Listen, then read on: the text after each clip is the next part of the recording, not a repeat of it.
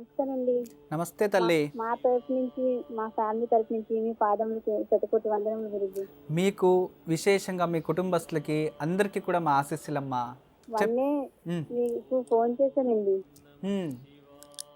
చాలా హ్యాపీగా ఉంది. తొందరగా కాల్ కలిసినందుకు అందరి గురించి అడిగి తెలుసుకోవాలని చాలా ప్రయత్నిస్తాం గురుజీ. తొందరగా అవుతుంది. మాకు చాలా హ్యాపీగా ఉందండి. అదే ఏదో అదృష్టం బాగుంది, అందుకే తొందరగా కలిసిపోయింది మీకు. అవునండి గురుజీ. మీ పేరేంటమ్మా? నా పేరు మోహిని గురుజీ. మోహిని పేరు బాగుంది తల్లి, భయమేస్తుంది. నేను కూడా నాకు ఈ పేరు పెట్టారని అమ్మకు చాలా సార్లు అడిగి భోజనం బాగుంది తల్లి. మోహిని అంటే ఏం తెలిసిన, భయం పెట్టేవాళ్ళు అని కాదు. మోహిని అంటే ఇతరుల్ని మోహింప చేసేవారిని మోహిని అంటాం. ఇప్పుడు ఏదైనా ప్రకృతిని చూస్తాము, ఓ ఎంత అందంగా ఉందో అంటాం కదా, ఆ ఫీలింగ్ని మోహిని అంటాం. సముద్ర తీర్పుకు వెళ్తాము, సన్ రైజ్ అవుతూ ఉంటుంది. ఆ సన్ రైజ్ అయ్యేటప్పుడు ఆ కిరణాలు ఉంటాయి చూడండి, అది ఎంతో అందంగా ఉంటుంది. ఆ కిరణాలని మనల్ని మోహింప చేసింది అంటాం, అవును కదా. ఆ ఒక సన్నివేశాన్ని మోహిని అంటాం. మోహిని అనేది ఒక క్రియ, సరేనా?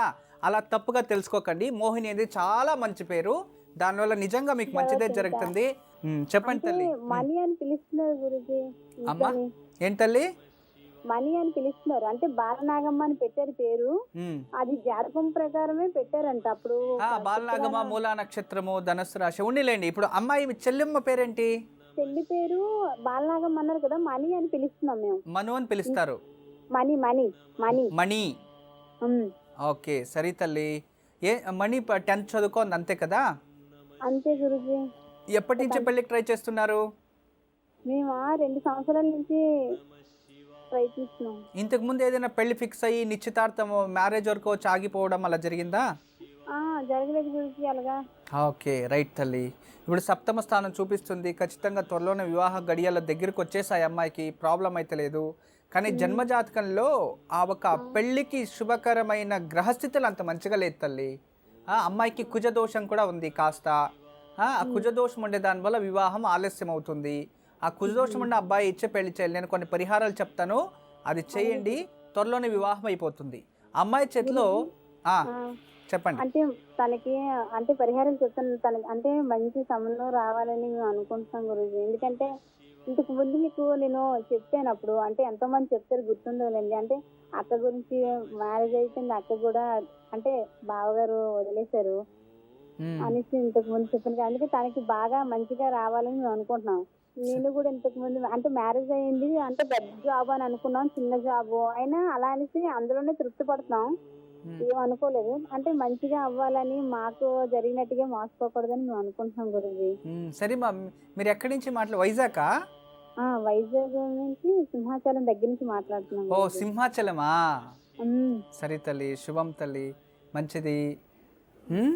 ఇప్పుడు నేను కొన్ని పరిహారాలు చెప్తాను, మీరు అలా చేయండి. గురించి తను రాసేది మాకు తెలీదు, చెప్తారా? ఎవరిది? అంటే చెల్లిది. మూలా నక్షత్రం ధనస్సు రాశి, పేరు పైన మాత్రం మకా నక్షత్రం. ఆశీస్సులు తల్లి. బాగున్నారండి? బాగున్నానమ్మా, బాగున్నాను తల్లి. మీరు ఎలా చెప్తుంటే కన్ఫర్మ్ గా ఉంటారండి. మీరు చాలా మందికి హెల్ప్ చేస్తున్నారు తెలుసండి, చాలా ఎదురు చూస్తున్నారండి. మీరు ఇంకా ఎలా చెప్తూ ఉండాలండి, అసలు టైం తగ్గించేసారండి.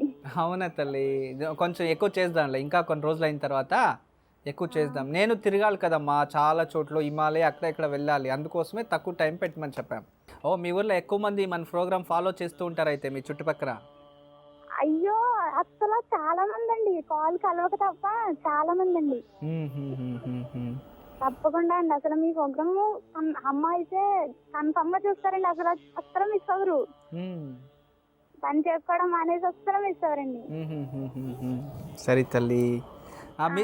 మీరు యోగక్షేమాలు చేస్తూ ఉంటారా? అయ్యో అంటే అమ్మకు వెళ్ళినప్పుడు కన్ఫర్మ్ గా చేస్తుందండి. అంటే అది మావయ్య మ్యారేజ్ అవుతుందండి. మావయ్య అంటే మీ అమ్మగారి తమ్ముడా? అమ్మగారి లాస్ట్ తమ్ముడు. అమ్మగారికి లాస్ట్ తమ్ముడు. ఓకే. మూలా నక్షత్రంలో ధనస్సు రాశిలో జన్మించారు వీళ్ళు. మూలా నక్షత్రం ధనస్సు రాశి. మీ మావయ్యకి చాలా కోపం కదా? అవునండి, చాలా కోపం. కోపం వస్తే రాక్షసుడే, లేదా చాలా బాగుంటాడు. కోపం వస్తేనే డేంజర్. ఏం పని చేస్తాడు తల్లి మీ మావయ్య?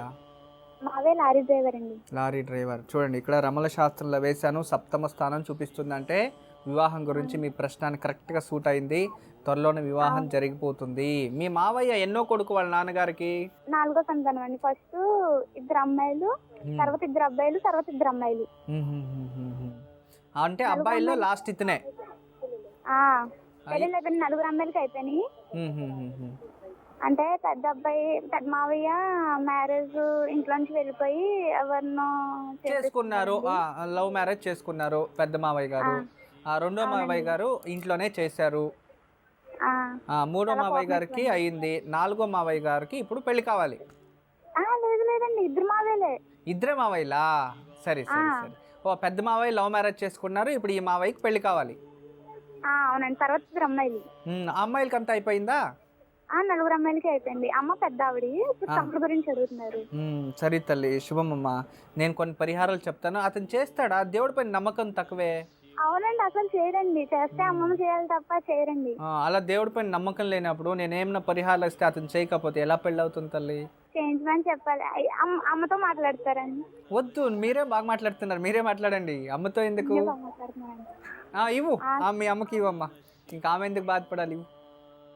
అంటే మీ గురించి మాట్లాడతాను, మీతో మాట్లాడదామని. అసలు మీతో ఎవరైనా వద్దంటారా, మాట్లాడుకోనంటారా? మాట్లాడండి తల్లి. బాగున్నావా అమ్మా? హలో గురువు గారు. బాగున్నావా అమ్మా? మీ పాదాలకు చదవడం మా చాలా చాలా సంతోషం అండి. మీరు దేవుడితో సమానం అండి మీరు. నేను దేవుడిని కాదు తల్లి, నేను దేవుడిని నమ్ముకొని మీకు పరిహారం చెప్తున్నా అంతే. ముందు గురువే కదండి. అది మీకు యద్భావం తద్భవతి. మన మనసు ఎలా ఉంటుందో ఎదుటి వ్యక్తి అలా కనబడతాడు తల్లి. మా పిల్లలకు కూడా మీ గురించి చెప్తానండి, ముందు గురువునే పూజించాలి మనం అనండి. సరే అమ్మా, సంతోషం, శుభం. ఆరోగ్యం అంతా ఎలా ఉంది? ఆరోగ్యం ఏదో అంటే హోటల్ పని అండి, వర్క్ ఎక్కువైపోయింది, కొంచెం బాగుండదండి. వర్క్ కొంచెం తగ్గించుకోండి, దేహానికి కొంచెం రెస్ట్ ఇవ్వండి. హోటల్ కదండి, మరి ఇంకా తగ్గించుకోవడానికి ఉండదండి. ఒక పని వాళ్ళని ఒకరిని పెట్టుకోండి. సరే. ఇప్పుడు తమ్ముడు గురించి చాలా బాధగా ఉందండి. ఇప్పుడు తమ్ముడికి దేవుడి పైన నమ్మకం చాలా తక్కువ. నేను ఏదైనా పూజ చెప్తే చెయ్యడు. ఇలాంటి వాళ్ళకి మనం ఎలా చూడాలి? తర్వాత కోపం చాలా ఎక్కువ. వచ్చే అమ్మాయిని ఏదైనా కోపంలో ఏదైనా హెచ్చు తక్కువ చేస్తే ఎవరు జవాబుదారీ? ఇవన్నీ ఫస్ట్ అతనిలో కాస్త మార్పు రావాలి. దేవుడు, పెద్దవారు, చిన్నవారు, గౌరవము, కొంచెం కోపం తగ్గించుకోవడం, మార్పు అనేది వస్తే అప్పుడు పెళ్లి చేయొచ్చు. పెళ్ళి అయితే అయిపోతుంది, నేను పరిహారం ఇస్తాను అనుకోండి, అతను నమ్మకంతో చెయ్యాలి కదా. కానీ మా అమ్మగారు అయితే చాలా బాధపడుతున్నారండి, తన బాధ చూడలేకండి. సరే తల్లి. అమ్మగారు ఇప్పుడు పరిహారం చేస్తే అమ్మగారు చేస్తారా? అయితే అమ్మ చేస్తుందండి. ప్రతి గురువారం రోజు రావ చెట్టు, వేప చెట్టు దగ్గరికి వెళ్ళి కొంచెం పాలు తీసుకెళ్ళి వేప చెట్టుకి, రావ చెట్టుకి పోసి అక్కడ నువ్వుల నూనెతో 2 దీపాలు వెలిగించాలి. అమ్మగారి చేతిలోనే చేయించండి. తర్వాత శుక్రవారం రోజు మా ఇంట్లో దీపం వెలిగించే కోడాలు మా ఇంటికి రావాలి అని అమ్మగారు సంకల్పం చేసి గోమాతకి తన చేతుల నుండి ఏదైనా తినబెట్టి అదే రోజు సాయంత్రం లక్ష్మీ దేవాలయంలో వెళ్ళి నేతి దీపాలు 2 వెలిగించాలి. ఇవి 16 వారాలు మీ అమ్మగారి చేతిలో చేయించండి. త్వరగానే మీ తమ్ముడికి వివాహం నిశ్చయం అవుతుంది. వివాహం అయిపోతుంది. రమల శాస్త్రంలో కూడా ఆ ప్రశ్న కరెక్ట్గా చూపిస్తూ ఉంది. ప్రాబ్లం లేదు, వివాహం అయితే ఖచ్చితంగా అవుతుంది. కానీ ఎన్నో అమ్మాయి అనేది చూస్తున్నాము.